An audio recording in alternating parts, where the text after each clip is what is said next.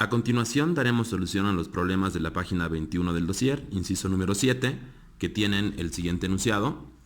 Encontrar los valores de las funciones trigonométricas de los ángulos agudos del triángulo rectángulo ABC recto en C.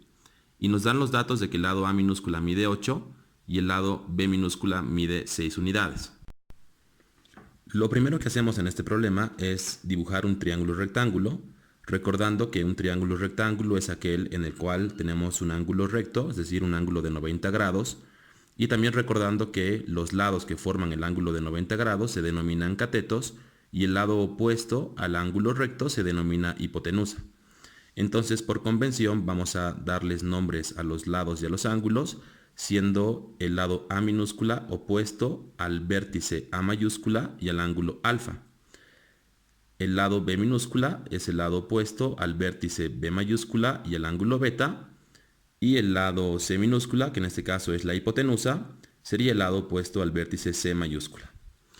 Entonces, recordando que las funciones trigonométricas definidas en un triángulo rectángulo son simplemente relaciones entre las medidas de los lados del triángulo, necesitamos conocer las medidas de los tres lados para poder definir las 6 funciones trigonométricas de los ángulos agudos alfa y beta. Por lo tanto, para empezar, calculamos cuánto mide la hipotenusa C haciendo uso del teorema de Pitágoras, que nos dice lo siguiente. La hipotenusa al cuadrado es igual a la suma de los cuadrados de los catetos. Como en este caso ya tenemos los catetos como datos, simplemente reemplazamos los datos y calculamos el valor de la hipotenusa. A continuación, procedemos a calcular los valores de las funciones trigonométricas de los dos ángulos agudos, puesto que ya conocemos las medidas de los tres lados del triángulo rectángulo. Vamos a hallar las funciones trigonométricas principales, que son las funciones seno, coseno y tangente, como también sus respectivas recíprocas, que son cosecante, secante y cotangente. Para recordar cuáles son las relaciones que se deben utilizar para calcular cada una de estas funciones trigonométricas, podemos hacer uso de un ayudamemoria que se denomina SOHCAHTOA. Algunas personas utilizan esta técnica de memorización de las relaciones para calcular las diferentes funciones trigonométricas. ¿Esto qué quiere decir? El seno de cualquier ángulo es igual a la relación del cateto opuesto a ese ángulo sobre la hipotenusa.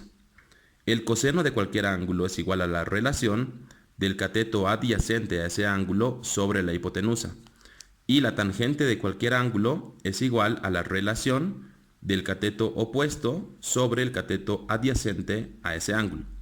Entonces, haciendo uso de esta información, procedemos a calcular los valores de las funciones trigonométricas para empezar del ángulo alfa, que está en color morado en el dibujo. Entonces, el seno del ángulo alfa es igual a cateto opuesto sobre hipotenusa.